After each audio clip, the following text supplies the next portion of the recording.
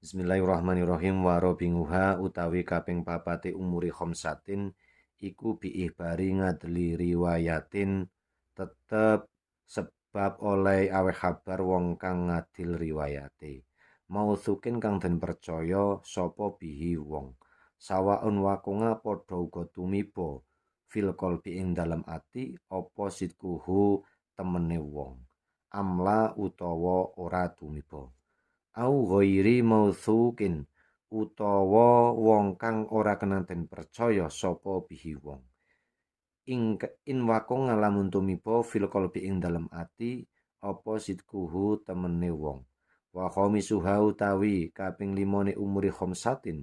iku bidzoni tuhuli ramadhana tetep sebab oleh nyono mlebune wulan Ramadan